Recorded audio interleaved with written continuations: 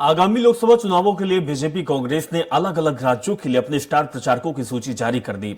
मध्य प्रदेश के लिए बीजेपी ने 40 नामों की सूची जारी की, तो इस सूची में बीजेपी की सोशल इंजीनियरिंग की झलक साफ तौर पर नजर आती है, जिसमें एसटी, एससी, ओबीसी, पिछड़ा वर्ग, आदिवासी और महिला हर वर्ग को साधने की कहीं न कहीं कोशिश की गई। तो वहीं कांग्रेस ने अपनी स्टार प्रचारकों की लिस्ट में ऐसे नेताओं को जगह दी है जो संगठन में सक्रिय हैं। इससे पार्टी अपने संगठन को ताकत देने की कोशिश करती है। नजर डालते हैं एक रिपोर्ट पर। बीजेपी की सोशल इंजीनियरिंग, स्टार प्रचारकों की सूची में सादे सामाजिक समीकरण, 40 स्टार कैंपेनर में बनाया सामाजिक संतुलन, एससी, एसटी, ओबीसी, सामान्य महिला और आदिवासी चेहरे बीजेपी के स्टार, संगठन को ताकत देने की कोशिश। लोकसभा चुनाव में बीजेपी 400 पार की नारे के साथ उतरी है। मध्य प्रदेश में सभी 29 सीटों पर जीत का दावा करने वाली बीजेपी अब हर वर्ग को साधने के लिए हर मोर्चे पर जुटी है। ऐसे में जब बीजेपी ने प्रदेश के लिए 40 स्टार प्रचारकों की सूची जारी की, सूची में भी पार्टी की सोशल इंजीनियरिंग साफ साफ देखने को मिल रही है।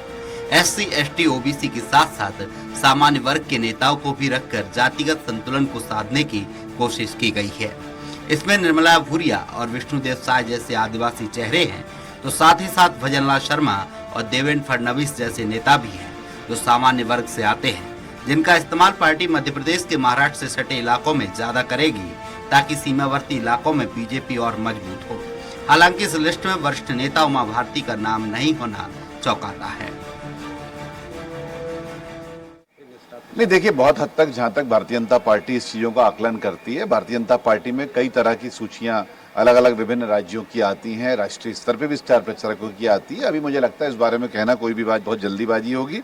आगे आने वाली और भी सूचियां हैं और मुझे लगता है कि व्यक्ति से हमेशा बात की जाती है, उसकी क्या व्यस्तता है, उसकी क्या अनुकूलता है, बहुत सारी चीजें इसमें कहीं ना कहीं देखी जाती हैं। रही बात आदरणीय सुश्री उमा भारती जी की, तो वो हमारी बहुत वरिष्ठ नेता है। पूरे मध्य प्रदेश की जनता को और देश की जनता को मालूम है कि भारतीय जनता पार्टी। बीजेपी ने स्टार प्रचारकों की लिस्ट में ऐसे नेताओं को भी शामिल किया है जो या तो असंतुष्ट हैं या फिर किनारे पर महसूस कर रहे थे। मसलन गोपाल भार्गव, इन्हें मंत्रिमंडल में शामिल नहीं किया गया था। इसके अलावा नरोत्तम मिश्रा, जो खुद ही चुनाव हार गए थे। आदिवासी समुदाय को साधने के लिए विष्णुदेव साय, निर्मला भूरिया और फग्गन सिंह कुलस्ते को शामिल किया गया है। इसी तरह से सुरेश पचौरी को स्टार प्रचारक बनाकर ये संदेश देने की कोशिश की गई है कि जो कांग्रेस से आकर शामिल हो रहे हैं, उनको भी बीजेपी में प्राथमिकता दी जा रही है। वहीं कांग्रेस की लिस्ट पर नजर डाले तो स्टार प्रचारकों का टोटा नजर आता है। हालांकि कांग्रेस का कहना है कि उनके लिए जनता ही स्टार प्रचारक है। देखिए, भारतीय जनता पार्टी की स्थिति तो बद से बदतर होती जा रही है। भूपेंद्र सिंह जी का बयान जनता के बीच में वायरल हो रहा है, जो सुना होगा सभी ने कि किस तरीके से उन्होंने बोला है कि जिस पार्टी में कार्यकर्ताओं को 15 साल कुछ नहीं मिला, वो कांग्रेस से आए लोगों को 15 दिन में कैसे मिल जाएगा। तो ठीक है, अपने मुंह मियां मिट्ठू भारतीय जनता पार्टी बन रही है। आगे आगे देखिए आप, कांग्रेस पार्टी के जो नेता हैं और कांग्रेस पार्टी की सबसे बड़ी ताकत जो कार्यकर्ता है, वो बहुत बड़ी स्टार प्रचारक है। और इस प्रदेश की जनता 400 पार के लक्ष्य को हासिल करने बीजेपी जहां लगातार हर वर्ग को साधने की कवायद कर रही है, ऐसे में स्टार प्रचारकों की सूची में इस सोशल इंजीनियरिंग को भी एक बड़े मैसेज के तौर पर देखा जा रहा है। वहीं कांग्रेस इस मामले में बीजेपी से पिछड़ती नजर आ रही है।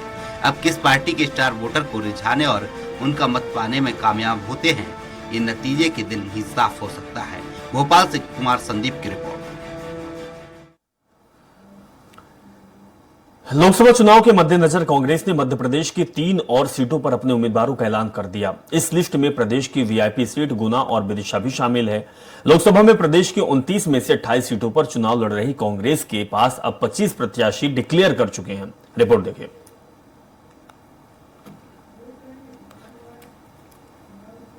तो लोकसभा चुनाव के कशमकश लगातार पूरे प्रदेश में और देश में चल रहे, इसी तरीके में अब प्रत्याशियों के नामों का ऐलान भी कांग्रेस कर रही है। हालांकि 25 सीट कर चुकी है, कुछ सीटें अभी और बाकी हैं। देखना होगा कि कब तक में और नाम सामने आते हैं। फिलहाल इस बुलेटिन में इतना ही। जुड़े रहें और देखते रहें स्वराज एक्सप्रेस। नमस्कार।